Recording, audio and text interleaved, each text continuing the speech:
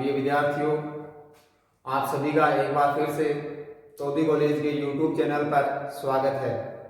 देखिए, आज आप लोगों ने बोर्ड पे जो है नया टॉपिक देखा है, वो क्या है आप लोगों का इलेक्ट्रोकेमिस्ट्री। क्या है आप लोगों का इलेक्ट्रोकेमिस्ट्री। आप लोगों के दिमाग में ये क्वेश्चन आया होगा कि सर अपनी तो जो यूनिट है जो चल रही थी वो यूनिट क्या है आप लोगों का थर्मोडायनेमिक्स। क्या है आप लोगों का थर्मोडायनेमिक्स। और वहां आप लोगों ने इन चीजों को डिस्कस किया था कि वहां से आप लोगों की दो यूनिट रहेगी, एक थर्मोडायनेमिक्स फर्स्ट और एक क्या रहेगी आप लोगों का थर्मोडायनेमिक्स सेकंड। और शुरुआत की क्लास में मैंने आपको बताया था कि यहाँ से भी आप लोगों की दो यूनिट रहेगी, एक थर्मोडायनेमिक्स और आप लोगों इलेक्ट्रोकेमिस्ट्री जो है फर्स्ट जिसको यूनिट अपन बोलेंगे 4 और एक इलेक्ट्रोकेमिस्ट्री सेकंड जिसको अपन बोलेंगे यूनिट नंबर 5। तो आप लोगों के दिमाग में एक सीधा सा क्वेश्चन आया है कि सर जब अपनी थर्मोडायनेमिक्स जो चल रही थी वो भी अभी कंप्लीट नहीं हुई है, उसकी भी जो अपने पास में जो क्लासें हुई हैं, मेरे हिसाब से आप लोगों की जो है 14-15 क्लासों में लगभग जो क्लासें हैं वो आप लोगों की जो है थर्मोडायनेमिक्स की आप लोगों के सामने आ गई। तो सर बोले वो जो क्लास है वो तो अभी अपनी कंप्लीट हुई नहीं की है। अपन लोगों ने क्या स्टार्ट किया है, अपने सामने जो टॉपिक जो लिखा हुआ दिखाई दे रहा है वो क्या है आप लोगों का इलेक्ट्रोकेमिस्ट्री। क्या है विद्युत रसायन। तो आप लोग बोलोगे सर इसकी वजह जानना चाहें तो उसका आंसर क्या है, तो उसका आंसर क्या है वो देखिए अभी अपन डिस्कस करें कि जैसे अभी तक यूनिवर्सिटी की अगर अपन बात करें तो अपने लिए ऐसा कोई शेड्यूल है नहीं, ठीक है, कि अपना क्या सिलेबस पैटर्न रहेगा, क्या सिलेबस में कटौती की जाएगी या वही सिलेबस रहेगा और इस सेशन को जो है वो आगे तक लेके जाएगा। तो अभी इन चीजों के बारे में अपने को बिल्कुल ही नहीं पता। आई बात समझ में। तो अपन क्या चाहते हैं कि अपन जो मेहनत कर रहे हैं, हम जो यहाँ वीडियो बना रहे हैं और आप लोग इन वीडियो को जो पढ़ रहे हो YouTube पे, तो जो मेहनत अपन लोगों के द्वारा की जा रही है, कहीं ऐसा नहीं हो कि इनमें जो चीजें अपन लोग एक ही चैप्टर को, तो मैं क्या चाह रहा हूँ कि एक ही चैप्टर को अगर अपन पढ़ करके कहीं अपना जो समय है उसको अपना जो है अपने को बाद में पता लगे कि इस चैप्टर में से तो कुछ चीजें हैं वो कम कर दी गई हैं और उन्हीं चीजों को अपन लोगों ने क्या कर लिया, पढ़ लिया। तो किसी भी तरीके का कोई बदलाव इस तरीके से होता करता तो अपने को किसी प्रकार का कोई नुकसान नहीं होना चाहिए। अब अपन यूं कहें कि सर कोई भी चेंजेस नहीं हो तो अपन ये चाह रहे हैं कि अपना किसी भी परिस्थिति में अपना किसी प्रकार का कोई नुकसान नहीं होना चाहिए। मतलब क्या है कि पहली बात क्या है कि जैसे मान लीजिए कोई चैप्टर अपन पढ़ रहे हैं, ठीक है, इस चैप्टर को अपन लोग क्या है पढ़ते पढ़ते मान लीजिए इस चैप्टर को अपन लोगों ने कंप्लीटली कर लिया और इस चैप्टर में अपने जो वीडियोस जो हैं वो अपने 30 से 35 वीडियोस बन गए। मान लीजिए कि यहाँ से कुछ चीजें हैं, कुछ जो टॉपिक्स हैं वो क्या हो जाते हैं, लेस हो जाते हैं, ठीक है। तो फिर क्या होता है अपने को कि इस जो टॉपिक्स लेस है उनको अपना पढ़ना क्या हो जाएगा कि अपने उन टॉपिक का पढ़ना क्या हो जाएगा अपने लिए फिर क्या बेनिफिशियल नहीं रहेगा। तो अगर अपन ये बात करें कि माना कि सिलेबस अपना वही उसी तरीके से रहता करता है तो फिर अपने पास में क्या रहेगा, सिलेबस उतना रहेगा तो अपने पास में उतना टाइम भी रहेगा, ठीक है। तो अपने को किसी प्रकार का कोई नुकसान नहीं हो, इसलिए इस चैप्टर को अपन यही रोक रहे हैं। अगर ये चैप्टर कंप्लीटली अगर अपने को ये मिलता है कि सिलेबस ये कंप्लीट थर्मो का रहता है, ठीक है, तो कंप्लीट थर्मो का अगर सिलेबस रहता है तो अपने को पढ़ने के लिए कंप्लीट समय भी तो मिलेगा ना, यानी कि चीजें आप लोगों की कहां तक जाएगी, मई जून जुलाई तक जाएगी। तो फिर कोई दिक्कत नहीं है, जहां इस चैप्टर को रोका था वहीं से अपन क्या कर देंगे ऑफलाइन क्लास में क्या कर देंगे स्टार्ट कर देंगे, या सिलेबस आने के बाद में वहां से क्या कर देंगे स्टार्ट कर देंगे। और माना कि ऐसा नहीं होता है और कुछ टॉपिक्स को क्या किया जाता है कम किया जाता है, तो फिर अपना बेनिफिट क्या रहेगा कि इनिशियल चीजों को कभी कम नहीं किया जा सकता, ठीक है। तो इनिशियल अपन लोगों ने पढ़ लिया और अब अपन जो है इनिशियल चीजें क्या करते हैं इलेक्ट्रोकेमिस्ट्री की भी क्या कर लेते हैं डिस्कस कर लेते हैं, ताकि इतने जो आप लोगों की इनिशियल क्लासें होंगी 10-12 क्लासें होगी तो उसमें अपने को कितना टाइम लग जाएगा, तकरीबन अपना 7-8 नवंबर हो जाएगा। इतने में अपने सामने ये चीजें बिल्कुल क्लियर हो जाएगी कि कब से आप लोगों का जो है यूनिवर्सिटी का क्या शेड्यूल अपना रहने वाला है। तो कोई भी परिस्थिति आए, चाहे सेम सिलेबस रहे या कुछ चेंज हो, कुछ कटौती हो या वही रहे, अपने को किसी प्रकार का कोई नुकसान नहीं होना चाहिए। इसलिए अपन लोगों ने क्या है एक टॉपिक नया चूज किया है, वो क्या है इलेक्ट्रोकेमिस्ट्री। जब तक अपन लोग इसकी इनिशियल पार्ट की बात करते हैं इतने में कोई ना कोई चीजें अपने सामने ऐसी जरूर आ जाएगी, चीजें क्लियर हो जाएगी कि क्या आपका सिलेबस है वही अगर रहेगा तो अपने को पूरी चीजों को क्या करना है स्टडी करना ही करना है। और अगर कुछ चीजें चेंज होती है तो इनिशियल पार्ट कभी भी उसका कम नहीं किया जा सकता, क्लियर है। इसलिए अपन लोग ये चीजें चाह रहे हैं कि आप लोगों का किसी प्रकार का कोई नुकसान नहीं हो। यहाँ पर भी हम पढ़ा रहे हैं और आप लोग घर पे बैठ करके पढ़ रहे हो तो अपना नुकसान नहीं हो। इसलिए आज अपन जिस चैप्टर को स्टार्ट करने जा रहे हैं वो क्या है आप लोगों का इलेक्ट्रोकेमिस्ट्री, ताकि जो भी टॉपिक्स हैं उनकी इनिशियल जो चीजें हैं उनका जो बेस है वो अपने सामने पूरी तरीके से क्लियर हो जाए। फिर अगर यही सेम रहता है, चीजें आगे जाती है तो इनिशियल बेस अपना क्लियर होगा तो आगे अपन इन चीजों को क्या कर देंगे, आराम से बढ़ा देंगे। और अगर कहीं पे कटौती की जाती है तो वैसे ही अपन लोगों ने इनिशियल पढ़ रखा है तो अपना किसी प्रकार का कोई नुकसान नहीं होगा। यानी कि दोनों ही स्थितियों में, चाहे केस फर्स्ट हो चाहे केस सेकंड हो, अपना किसी प्रकार का कोई नुकसान नहीं होने वाला। तो ये एक तरीके से देखे जाए तो अपनी एक स्मार्ट स्टडी हो जाएगी, जिसमें अपन लोगों ने बगैर अपने किसी टाइम को जाया किए, बगैर अपनी मेहनत को व्यर्थ किए जो भी चीजें अपन लोग पढ़ेंगे वो सारी चीजें अपने लिए क्या आएगी, यूजफुल होगी, अपने लिए क्या होगी, बेनिफिशियल होगी। क्लियर है? तो आज आप लोगों ने जो थर्मोडायनेमिक्स, जहां पर भी एक बार जो है 5-7 क्लास है इसमें, ये जो जहां पे आप लोग थर्मोडायनेमिक्स के नोट्स बना रहे हो उसके आप लोग जो है आगे 15 से 20 पेज छोड़ दीजिए, या अगर अपन बात करें इलेक्ट्रोकेमिस्ट्री का तो आप लोग ऐसे कोई 15-20 पेज ले लीजिए जिनमें आप लोग इस मैटर को क्या कर सको, अपने हाथ के द्वारा लिख सको। इतने में अपनी चीजें क्लियर हो जाएगी तो अपन उस हिसाब से फिर वापस किस पे आएंगे, आप लोग थर्मोडायनेमिक्स पे। तो आज आप लोग हेडिंग डाल लीजिए अपनी इलेक्ट्रोकेमिस्ट्री, विद्युत रसायन।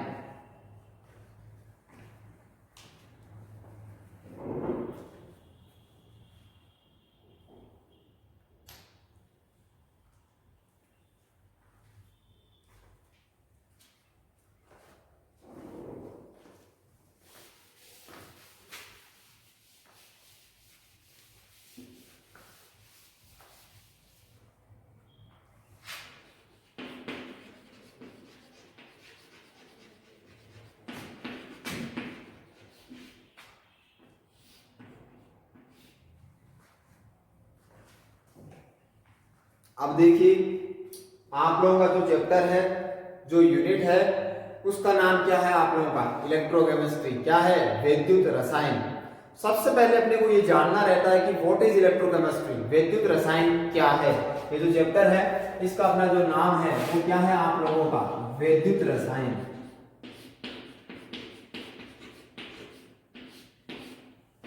क्या है आप लोगों का, विद्युत रसायन। तो सबसे पहले अपने को ये जानना होता है कि व्हाट इज इलेक्ट्रोकेमिस्ट्री, विद्युत रसायन क्या है। तो देखिए अगर अपन जाने विद्युत रसायन क्या है, तो विद्युत रसायन, इलेक्ट्रोकेमिस्ट्री, रसायन विज्ञान की वह शाखा है जिसमें किसी विद्युत अपघट्य विलयन में विद्युत धारा के प्रवाहित करने पर उसमें क्या रासायनिक परिवर्तन होते हैं, उसमें क्या फिजिकल चेंजेस होते हैं, इन चीजों का जहां अध्ययन करते हैं उस चीज को अपन लोग क्या बोलते हैं, विद्युत रसायन। यानी कि रसायन विज्ञान की वह शाखा जिसमें किसी विद्युत अपघट्य विलयन में विद्युत धारा प्रवाहित करने पर होने वाले भौतिक एवं रासायनिक परिवर्तनों का अध्ययन किया जाता है, उसे विद्युत रसायन कहा जाता है। आगे बात समझ में, तो इलेक्ट्रोकेमिस्ट्री से अपना क्या अभिप्राय है आप लोगों को समझ में आ गया होगा कि ये जो अपना जो चैप्टर रहेगा, जैसे पिछले चैप्टर की अपन लोगों ने बात की थी उष्मागतिकी की, तो उष्मागतिकी का जो चैप्टर है वो किसके इर्द गिर्द, उसका आधार क्या था, उसका आधार क्या था आप लोगों का, निकाय सिस्टम।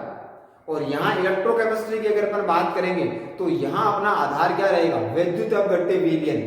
कौन सा सॉल्यूशन, इलेक्ट्रोलाइटिक सॉल्यूशन। अपने लिए जो इंपॉर्टेंट इलेक्ट्रोकेमिस्ट्री का जो बेस रहेगा वो क्या रहेगा, इलेक्ट्रोलाइटिक सॉल्यूशन।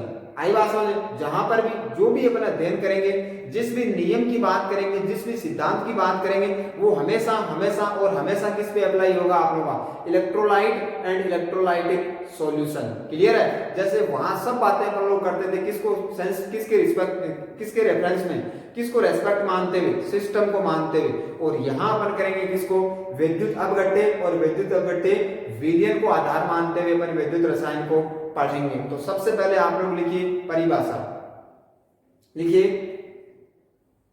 विद्युत रसायन, इलेक्ट्रोकेमिस्ट्री, विद्युत रसायन रसायन विज्ञान की वह शाखा है, रसायन विज्ञान की वह शाखा है जिसके अंतर्गत जिसके अंतर्गत जिसके अंतर्गत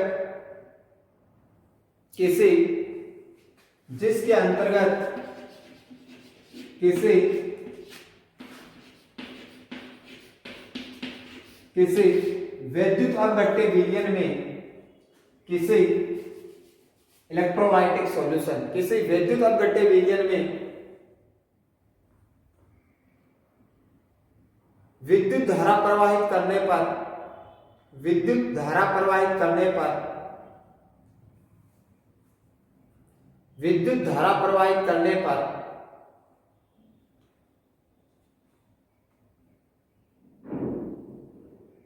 विद्युत धारा प्रवाहित करने पर होने वाले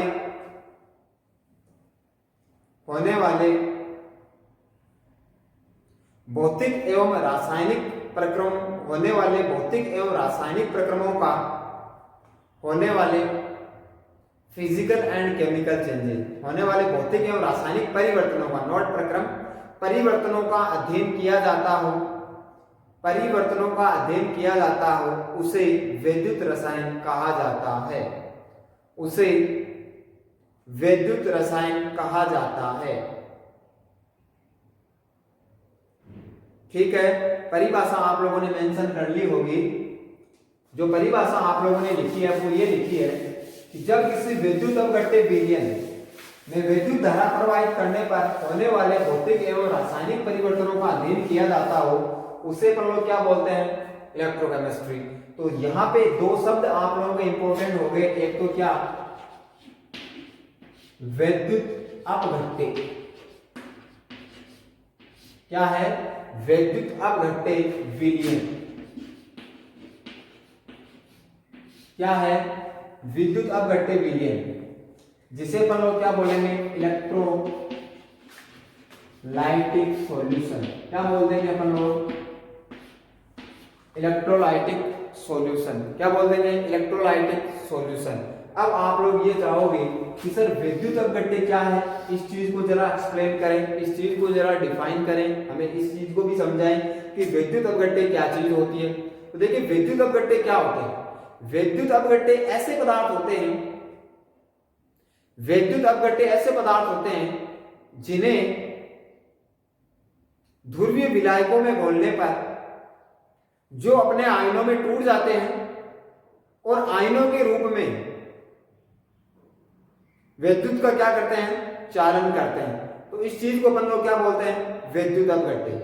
आई बात समझ में, यानी कि विद्युत अपघट्य वे आयनिक पदार्थ होते हैं जिन्हें किसी ध्रुवीय विलायक में घोलने पर आयनों के रूप में विद्युत धारा का क्या करते हैं, प्रवाह करते हैं। तो उन्हें अपन क्या बोलते हैं, विद्युत अपघट्य। यानी कि जो भी स्पीसीज जिन्हें पोलर सॉल्वेंट में डिसॉल्व करने पर जो अपने आयनों में टूटती हो, उसे अपन क्या बोलेंगे, विद्युत अपघट्य। क्या बोलेंगे, विद्युत अपघट्य। तो लिखिए अगली परिभाषा आप लोग, विद्युत अपघट्य क्या होते हैं, electrolyte. What is electrolyte, what is electrolyte, लिखिए आप लोग परिभाषा। ऐसे पदार्थ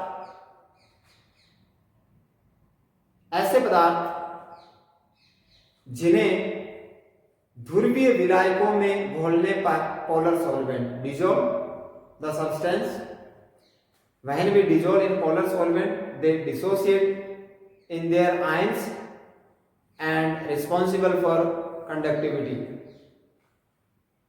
देखिए आप लोग विद्युत अपघट्य में आप लोगों ने लिखा वे पदार्थ जिन्हें ध्रुवीय विलायकों में घोलने पर जो अपने आयनों में टूट जाते हैं, जो अपने आयनों में टूट जाते हैं तथा आयनों के रूप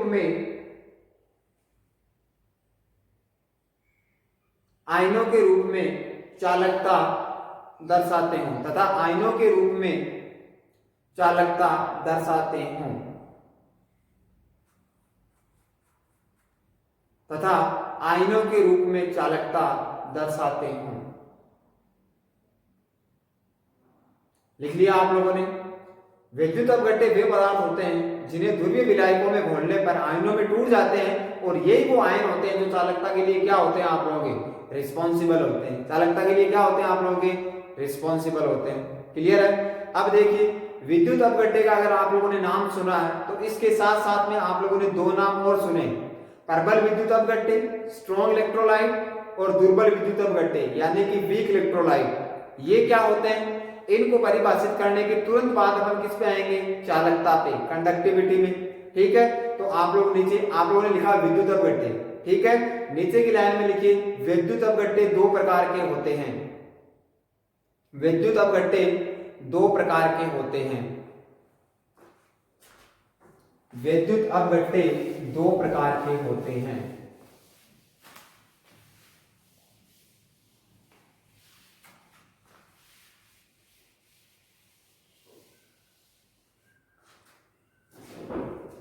विद्युत अपघट्य दो प्रकार के होते हैं। किस तरीके से आप लोगों को लिखना है, विद्युत अपघट्य यानी कि इलेक्ट्रोलाइट, और उसके बाद में आप लोगों को दो भागों में आपको डिवाइड करना है। एक आप लोगों को लिखना है परबल विद्युत अपघट्य, परबल विद्युत अपघट्य, और एक आप लोगों को लिखना है दुर्बल विद्युत अपघट्य। परबल विद्युत अपघट्य और दूसरा कौन सा हो जाएगा आप लोगों का, वीक इलेक्ट्रोलाइट। लिख लीजिए आप लोग स्ट्रॉन्ग इलेक्ट्रोलाइट, और एक कौन सा हो जाएगा आप लोगों का, वीक इलेक्ट्रोलाइट। स्ट्रॉन्ग इलेक्ट्रोलाइट और क्या हो जाएगा आप लोगों का, वीक इलेक्ट्रोलाइट।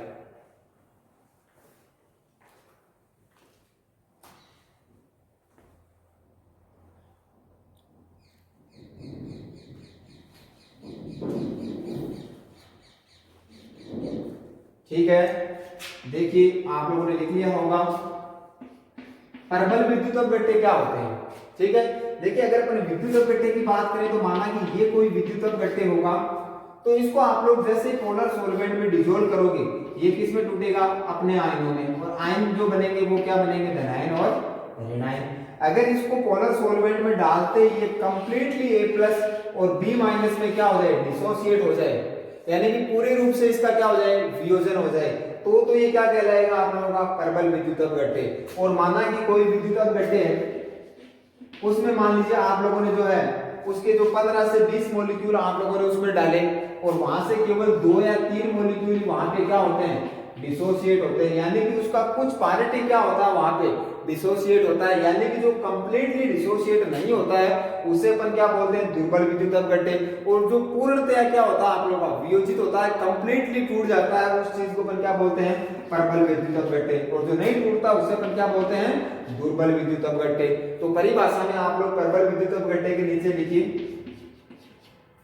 परबल विद्युत अपघट्य के नीचे आप लोग लिखिए ऐसे विद्युत अपघट्य, ऐसे विद्युत अपघट्य, ऐसे विद्युत अपघट्य, ऐसे विद्युत अपघट्य जिनका, ऐसे विद्युत अपघट्य जिनका, ऐसे विद्युत अपघट्य जिनका पूर्ण रूप से ध्रुवीय विलायकों में वियोजन होता हो, पूर्ण रूप से ध्रुवीय विलायकों में, completely dissociate in polar solvent, ध्रुवीय विलायकों में पूर्ण वियोजन होता हो, ध्रुवीय विलायकों में पूर्ण वियोजन होता हो, उन्हें परबल विद्युत अपघट्य कहा जाता है, उन्हें परबल विद्युत अपघट्य कहा जाता है। The electrolyte which are completely dissociate in polar solvent is known as strong electrolyte, while ऐसे विद्युत अपघट्य जिनका पूर्ण रूप से वियोजन नहीं होता हो उन्हें दुर्बल विद्युत अपघट्य कहा जाता है। परिभाषा आप लोग लिख सकते हो, लिखिए आप लोग खुद लिख लीजिए। वीक इलेक्ट्रोलाइट क्या होते हैं, जो नहीं लिख पा रहे हैं उनके लिए मैं बोल रहा हूं साथ साथ में, ऐसे विद्युत अपघट्य जिनका ध्रुवीय विलायकों में पूर्ण वियोजन नहीं होता हो उन्हें दुर्बल विद्युत अपघट्य कहा जाता है, उन्हें दुर्बल विद्युत अपघट्य कहा जाता है। क्लियर है? अब देखिए एग्जाम्पल, परबल विद्युत अपघट्य के नीचे अपन क्या लिखेंगे और दुर्बल के नीचे क्या लिखेंगे। जितने भी आप लोगों के जो परबल क्षार हो तथा प्रबल अम्ल, प्रबल क्षार, अपन बात करें प्रबल अम्ल तथा जितने भी आप लोगों के साल्ट होते हैं, लवण, वो सारे के सारे क्या होते हैं, प्रबल विद्युत अपघट्य के उदाहरण होते हैं। क्या होते हैं, स्ट्रॉन्ग इलेक्ट्रोलाइट होते हैं। क्या होते हैं आप लोगों के, स्ट्रॉन्ग इलेक्ट्रोलाइट होते हैं। और जितने भी आप लोगों के जो है दुर्बल अम्ल तथा दुर्बल क्षार,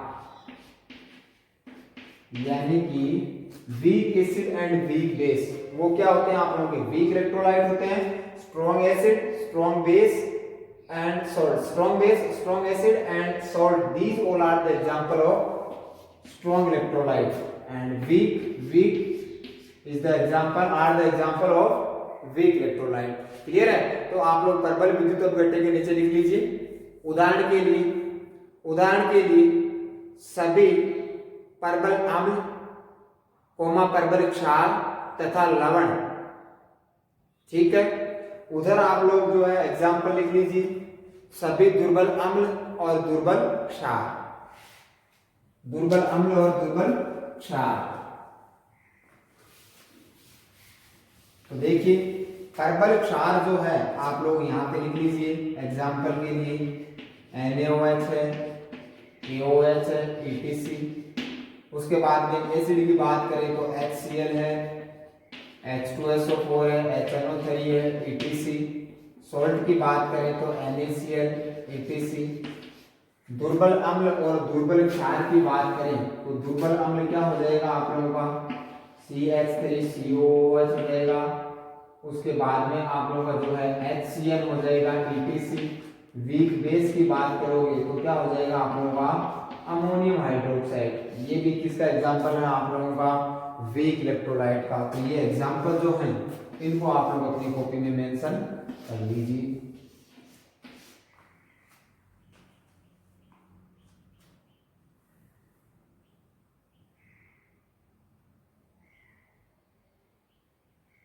क्लियर है। तो अगर अपन बात करें, थोड़ा सा आप लोग जो है इन चीजों को उतारें अपनी कॉपी में।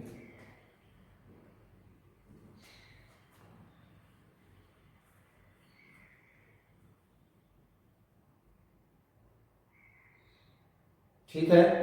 तो आज की क्लास में अपना जो है एक नया चैप्टर अपन लोगों ने स्टार्ट किया है, इलेक्ट्रोकेमिस्ट्री, जिसके लिए अपन लोगों ने बोला रसायन विज्ञान की वह शाखा जिसमें विद्युत धारा प्रवाहित करने पर होने वाले भौतिक एवं रासायनिक परिवर्तनों का अध्ययन किया जाता है, विद्युत रसायन कहलाती है। एक नया शब्द है विद्युत अपघट्य, वह पदार्थ जिसे ध्रुवीय विलायक में घोलने पर अपने आयनों में टूट जाता है तथा यही आयन चालकता के रूप में क्या करते हैं, चालकता दर्शाते हैं किसमें, विलयन में। विद्युत अपघट्य होते हैं। विद्युत अपघट्य फिर दो प्रकार के होते हैं, एक प्रबल विद्युत अपघट्य, एक दुर्बल विद्युत अपघट्य। प्रबल के लिए अपन लोगों ने कहा जो कंप्लीटली क्या होता हो, डिसोसिएट होता हो, प्रबल होता है। जो कंप्लीटली नहीं होता हो उसका कुछ भाग ही क्या होता है, डिसोसिएट होता है, तो दुर्बल हो गया। जितने भी प्रबल अम्ल और प्रबल क्षार और लवण होते हैं वो सारे किसके एग्जाम्पल होते हैं, प्रबल विद्युत अपघट्य के। और जितने भी आप लोगों के जो दुर्बल अम्ल और दुर्बल क्षार होते हैं वो किसके एग्जाम्पल होते हैं, आप लोगों के दुर्बल विद्युत अपघट्य के। तो आज की क्लास में अपन लोगों ने बहुत ही बेसिक सी चीजों का क्या किया है, डिस्कस किया है। अगली क्लास में अपन डिस्कस करेंगे चालकता को, जिसमें अपन जानेंगे कि मेटालिक कंडक्टिविटी क्या होती है, आयनिक कंडक्टिविटी क्या होती है, इंसुलेटर क्या होते हैं। उसके बाद में सीधे अपन बात करेंगे विद्युत अपघट्य के बेस्ड कंडक्टिविटी होती है आयनिक चालकता, उसकी बात करेंगे, ओम के नियम की बात करेंगे और फैराडे के नियम की बात करेंगे। तो आप लोग जो अगली क्लास में आओ तो इन चीजों के बारे में आपके पास में किताबें होंगी, तो उसमें से आप लोग एक बार इनका जो है ऊपरी सतही तौर पे आप लोग इन चीजों को पढ़ के आओगे तो अपने को चीजों को समझने में क्या रहेगी, आसानी रहेगी। और पढ़ने में भी अपने को क्या लगेगा, अच्छा लगेगा। जब चीजें समझ में आती हैं तो चीजें आसानी से अपन लोग उसको आगे और पढ़ते जाते हैं। ठीक है, तो आज की क्लास में इतना ही, मिलते हैं अपन लोग अगली क्लास में। तब तक के लिए सभी का धन्यवाद।